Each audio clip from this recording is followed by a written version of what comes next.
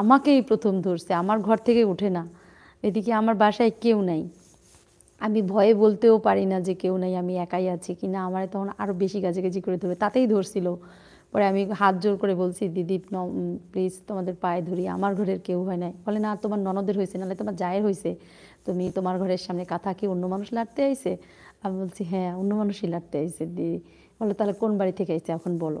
আমি একই গ্রামের মানুষ হয়ে আমি কি করে বলি বলো যে আমাকে অন্য ওই বাড়ির মানুষ? আমি তো বলতে পারি না। তাই জন্য বিপদে পড়ে গেছি, আর ওঠে না আমার রান্নাঘর থেকে।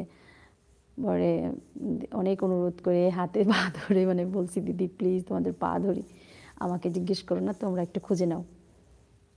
পরে বলে ঠিক আছে, তুমি যখন বলতেই চাও না। ওরা কিন্তু স্বাভাবিক মতো আমার সাথে যে ভালো ব্যবহারটা করছে, এই ভালো ব্যবহারটা অন্য মানুষের সাথে করে না। আমি সেজন্য আসলে ওদের কাছে প্লিজড, কারণ ওরা আমার কাছে অনুরোধ করছে কিন্তু খারাপ ব্যবহার করে নাই। কিন্তু অন্যের কাছে দেখছি গিয়া বলে, অন্য মানুষদেরকে জিজ্ঞেস করতে গিয়েও দেখছি ঝাড়ি টাড়ি দিছে, খারাপ কথা বলছে। তারপরে ওদেরকে বাচ্চাটা যে বের করছে সেটাও গিয়ে বলছে, এই তোরা বাচ্চাটা বের করবি নাকি করবি না বল, অভিশাপ দেবো যদি না বের করিস। কিন্তু আমার সাথে ওরা যতটুকু কথা বলছে, ধরছে গাজি করে, কিন্তু কোনো খারাপ কথা বলে নাই। পরে আমার হাজব্যান্ড এসে, ওরা বাচ্চাকে 5,000 টাকা ছাড়া ছাড়বে না। পরে আমার হাজব্যান্ড এসে বলছে, ওকে চিনছে, আর আমার নাকি আমার বাবার বাড়ির ওই ওই সেটটাতে নাকি ওদের বাড়ি। এই জন্য বলছে যে ঠিক আছে তাহলে তোরা যা দিবি তাই নিব। পরে আমরা মানে 1,500 টাকা দিয়ে মানে পার পাইছিলাম। 5,000 টাকা ছাড়া উঠবেই না, চাল তো নিছেই। তারপরে 1,500 টাকা দিয়ে তারপরে ছাড়ছে। কিন্তু আমাকে ধরছিল খুব কেচেকেচে করে, কিন্তু আমাকে গালি টালি দেয় নাই বা মুখ খারাপ করে নাই বা বাজে বিহেভ করে নাই। অন্য মানুষদের খুব বাজে বিহেভ করছে, অন্য মানুষদের সাথে, আমার সাথে করে নাই, যেটা এটা ছিল ব্যাপার। তবে আমি খুব ভয় পাইতাম এর আগে।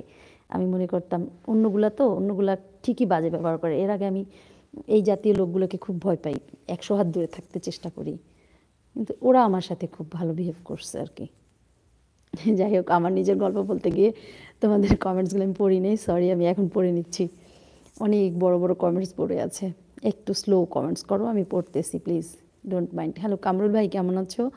আমি ভালো আছি, ডিনার হয়ে গেছে। হ্যাঁ, জোয়ান ভাইয়ের কথার উত্তর দিতে গিয়ে অনেকগুলো কথা বলে ফেলছি।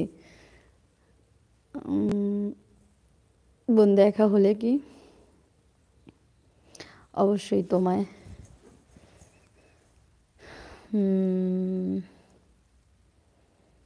আচ্ছা আচ্ছা ঠিক আছে, দেখা যাক। আচ্ছা রঞ্জিত, হ্যালো।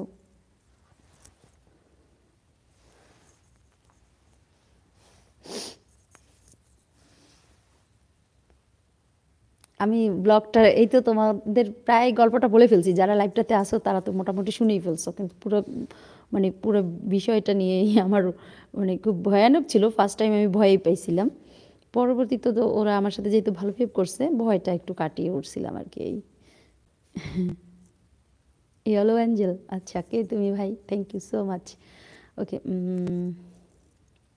আমি না চোখে দেখতেছি না, আমি একটু চশমাটা পড়ি প্লিজ, অনেক কম দেখতেছি, কমেন্টসগুলি পড়তে পারতেছি না, একটু পড়ে নিই, একটু ওয়েট। বাড়ির সবাই কেমন আছে? এই তো ভালো আছে বাড়ির সবাই। থ্যাংক ইউ তোমাকে। হয়তো চিনে, হ্যাঁ। ও ও বলতেছে যে তোমার ছেলেকে আমি নাচাইছি তোমার বাবার বাড়িতে, তোমাকেও নাচাইছি। আমি বলছি আমি কারোর সাথে কোনো দিন নাচি নেই, আমার মনে পড়ে না। তবে আমার ছেলেকে মানে ছেলের বেলায় গেছিল কেউ, আমরা অনেক টাকা, আমাদেরও টাকা দেওয়া লাগছিল, এটা মনে আছে। তো হতে পারে ওরা সেই জন্য হয়তো বা খুব ভালো বিহেভ করছে, একদমই ভালো বিহেভ করছে। আমি হিজড়াদের আমি আমি আগে খারাপ জানতাম বা মানুষ বলতো, আমার কাছে আর মনে হচ্ছে না যে খারাপ হয়, এতটাই ওরা আসলেই ভালো।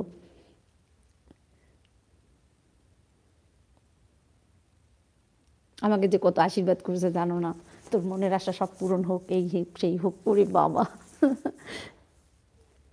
হ্যালো, আমাদের নূর হোসেন ভাই, অনেক দিন পরে লাইক দিয়েছি অলরেডি, কিন্তু নিজেকে অনেক লজ্জিত মনে হচ্ছে। কেন? নূর হোসেন ভাই কেমন আছো বলো? লাইভে জয়েন করতে পারছি না, বলেন কেন? সে উত্তর আমি দিতে পারবো না নিজেই, প্লিজ। ও আচ্ছা আচ্ছা, ঠিক আছে, যে উত্তর দিতে পারবো